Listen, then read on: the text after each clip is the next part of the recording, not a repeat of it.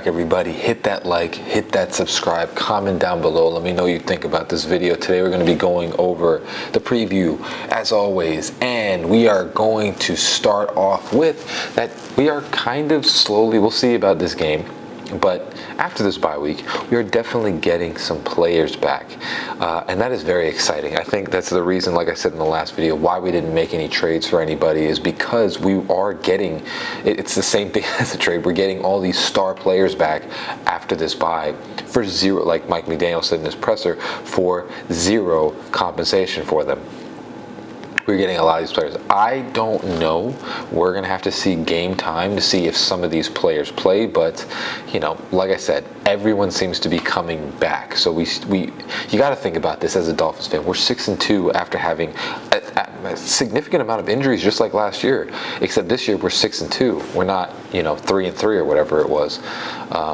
So like I said, this is an up for us. So it's just about surviving this game. Now, if we come out with a win from this game, that's incredible because, like I said, I am not sure who's going to play.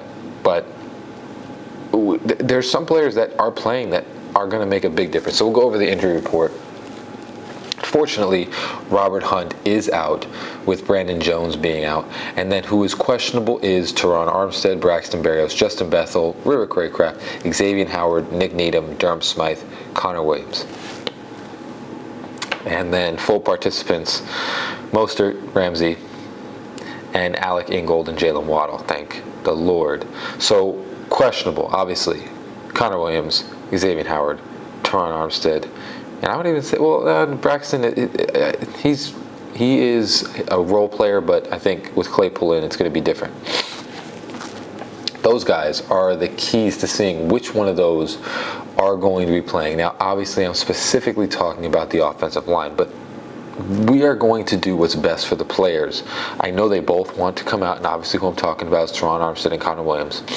But again, Connor Williams is dealing with a groin injury. Those are tricky. They're finicky. And the knee thing for Teron Armstead, I want Teron Armstead, if he needs to take another couple weeks of rest, coming back after the bye and just playing the rest of the season, or hopefully the rest of the season. Same with Connor Williams. Making sure these guys are good for the stretch. Because right now, regardless, if we win or lose this game, I believe we're either in first, or depending on what Buffalo does, we would be in first or second. So it is not the end of the world if we do not win this game. I would rather have the players back for the stretch when we go to the playoffs, the more important games, than games like this. You know what I'm saying? Like, yes, they'll win and then they'll say this and that, but they also said things like this about the Giants back in 2000, I'm forgetting. But you know what I'm talking about. When they went to the Super Bowl, when they were, a wild card team, and they won the Super Bowl. It was with Manningham. I forgot his name, the wide receiver. They were not a team that anybody thought was going to do anything, and they ended up getting a run and winning the Super Bowl. So I'd rather have these players back for the end of the season, not the beginning of the season. But like I said, we'll see who's going to play, who's not going to play. I just think, obviously, right now, with Jalen Ramsey, the addition of Jalen Ramsey changes everything. Obviously, he doesn't affect the offensive line, but the whole defense is different with Jalen Ramsey in. And you saw it last game. It's just a completely different team. There's a lot of speculation, but we'll go over that in a little bit. For the Chiefs injuries, you got Jerick McKinnon is unspecified, Willie Gay Jr. questionable, unspecified for a lot of players. Tommy Townsend, Sky Moore, Kadarius Toney, Mike Edwards, Patrick Mahomes. Obviously, he's going to play. L'Jarius Sneed, Justin Watson, Richie James is questionable, and Clyde Edwards-Helaire is out. So what I was saying is that Jalen Ramsey completely changes this defense in a way of, like, you think of it. Now we're going to get Javon Holland back. He's playing. We'll see if Xavier Howard's out there. I wouldn't push him too much because, we need him for the stretch again. So what I can even say, though, is the receivers on the Chiefs, they are not spectacular. They're just average play. Like, you got Sky Moore, you got Kadarius Toney, you got, I don't even know who else. I don't even know the receivers. Like, there's really nobody out there. So typically it's Kelsey going crazy and getting 180 yards and doing everything with Patrick Mahomes.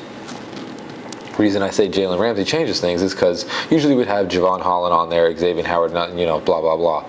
But with Jalen Ramsey back, now you have Javon Holland manning the deep zone and doing what he needs to do.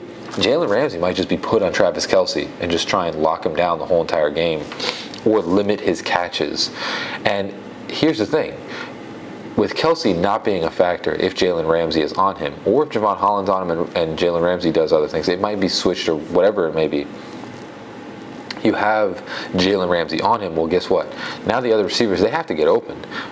Having our guys out there, well, unfortunately Eli Apple and Kader Kohu, you're going to have they're basically on a similar level of the receivers of this team, so they will be able to cover them, especially Kader. So having Jalen Ramsey or one of the players locking down Kelce, it's going to make it really tough for Patrick Mahomes. And the thing is, too, that we have to understand is that our defensive line and our outside linebackers are starting to come on. So you stop Kelce from catching the ball a lot, which obviously I'm getting more into the keys now, but whatever. It's going to be harder for Patrick Mahomes. Now, the keys for this game, obviously limit Kelce's catches. That's going to be number one right now. If you limit Kelce, Patrick Mahomes has to look elsewhere. Not saying that he can't do it, and obviously he's a stud of quarterbacks, but it's going to make it much more difficult if you take Kelce away from the passing game, because that's who he looks to. That's who he wants to have. And I believe last game, when they played the Broncos, obviously you had somebody on Kelce. Made it really difficult. So if you limit Kelce's catches and you limit the ability for Patrick Mahomes to just get Kelce the ball, it's going to make it very tough for Patrick Mahomes because, again, they don't have a Tyreek Hill like we do. It's going to be very inefficient. He has to look at Sky Moore. He has to look at Kadarius Toney. He has to look at, I don't even know the receivers, man. I'm really bugging on this. He has to look elsewhere. And those guys are okay. They're not great. And his offensive line is okay too. It's not great.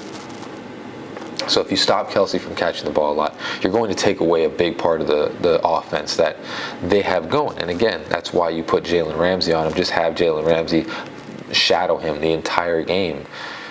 And that could be the way that you shut him down, But whatever they want to do, stop Kelce from catching the ball. Now again, this is going to be important.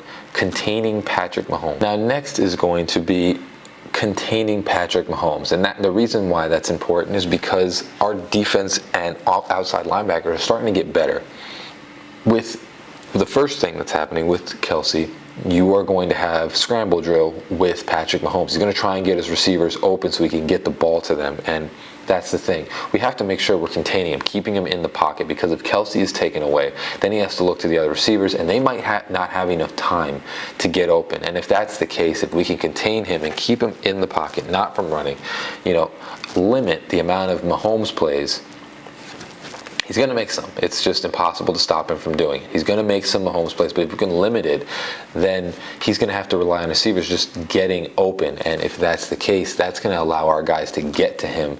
And if you start containing him, having Jalen Phillips and Bradley Chubb, making sure that he doesn't leave the pocket, then you're going to get some sacks on him. You will have sacks because their offensive line is okay. It's not the greatest thing ever. It's not bad, but it's not the greatest offensive line ever. And he's going to have to rely on his receivers, if you take away Kelce, to get open. And I'm not necessarily sure that they can do that against this style of defense. Again, Patrick Mahomes is going to make some crazy plays, but limit it and contain him in the pocket. That's how you get him to make mistakes as well.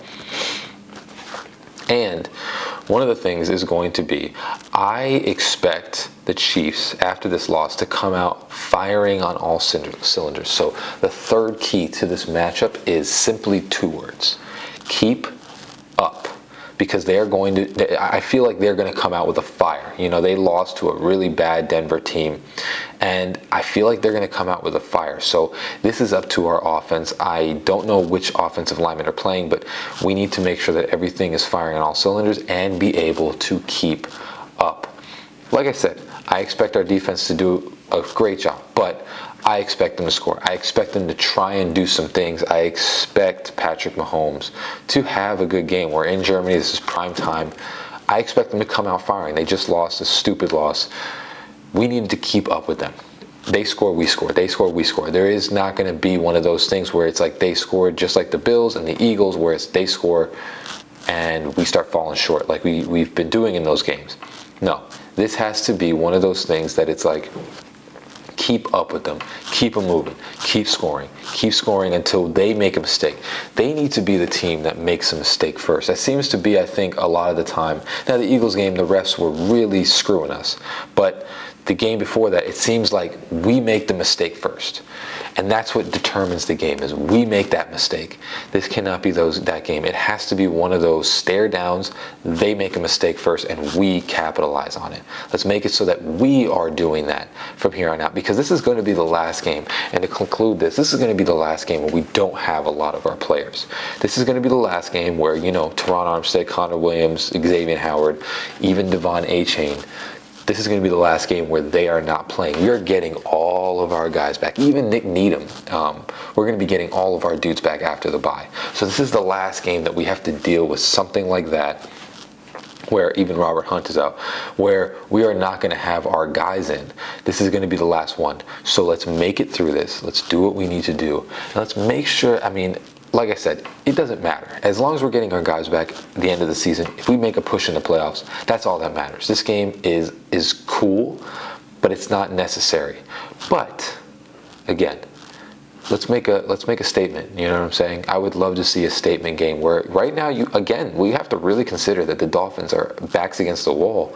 They don't have a lot of offensive line. Robert Hunt, Isaiah Wynn, Connor Williams, and Teron Armstead are questionable. So that would mean if they don't play, 4 offensive linemen are not playing. 4. So our backs are against the wall again. We are going to have a lot of backups in if these guys don't play. And if they do play, we still have 2 backups in. So it's not like it's like completely changed. Obviously, it would change completely. But like I said, our backs are already against the wall. They don't really have a lot of bad injuries. Everybody's pretty good.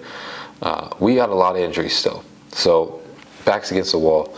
Let's come in, show out, do what we need to do, and let's get this W. You know what I'm saying? I expect this to come out far. I just have a feeling about this game. I feel like this is going to be the statement game for the Dolphins, that we just say, hey, we're here, and this is going to be a force for a while. But as always, guys, hope you have a great rest of your day. Fins up, baby. Peace. Praise God. Love God.